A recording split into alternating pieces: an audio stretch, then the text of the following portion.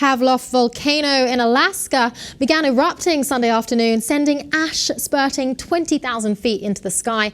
Also putting aviation alerts to level red, the highest level. Pavlof is 4.4 miles in diameter. Its highest point is at 8,261 feet above sea level. Well, this volcano, it's 600 miles southwest of Anchorage, which is the state's most populous city. The closest town to it is 37 miles away. As of yet, no reports of evacuations or anyone in any immediate danger have been noted. However, this plume of ash, it does look like it's going to continue moving south, and as of yet the volcano has not stopped erupting, so we don't know quite when it's going to stop. So there could be a continuation of problems. At the moment though, this is more just like a geographical spectacular thing to watch out for. We do have a clip, a video that's been circulating giving a little bit more detail and some up-close images of the volcano erupting. Take a look. The observatory says the volcano began erupting Sunday afternoon and the ash was reportedly moving northward from the volcano.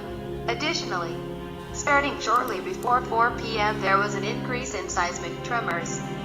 Well, this volcano, it erupted without any warning whatsoever. It's not clear as of yet when it's going to stop and if this will really have any effects on flights. We know that commercial flights are still going, but they're on level red.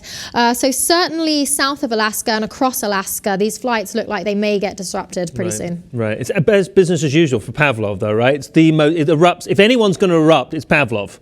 Right? It's erupted 40 times before in history. So yes, incidentally, people climb this mountain. I'm not sure that's the best choice of mountain to climb. One that erupts without any warning over 40 times in history.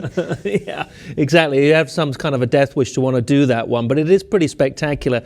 The Icelandic, it reminds me a little bit of the problem that happened in Europe a few years ago with the Icelandic volcano, which really threw all of aviation into a complete standstill and a chaotic frenzy for weeks. Yeah, it's really about this plume, this ash, and whether the wind changes and whether it shifts its direction. At the moment, it's heading south. So anyone sort of immediately below this area, we know that 37 miles from there is the nearest town. So they are on red alert, the aviation authorities. But as of yet, certainly flights on the west coast, you might want to check, watch out for these details. But at the moment, it seems like not too many disruptions. And any indication as to, because very often, again, seismologists tell us that volcanoes can precede earthquakes. Sure. Any indication there? I mean, they got caught short. The scientists got caught short with the volcanic eruption. Have they given any indication that we could be expecting some earth tremors? Well, it seems likely that there might be some small tremors, which we know happen a lot in California, for example. Anyway, a major earthquake, probably not so much. It's not the biggest eruption from this volcano, 20,000 feet. It has blown up over 40,000 feet into the atmosphere before. Interestingly, though, astronomers, they really don't like this kind of thing because this ash, it can stay in the atmosphere for up to 2 years and really cloud astronomers trying to look into the night sky. It is also incidentally possible that if the cloud of ash was big enough, it could actually fight against climate change. Pretty interesting to note that it could actually cool the Earth. But this one, it's not the hugest. Spectacular views from the sky. This photo actually is from when it last erupted and was caught from a satellite image.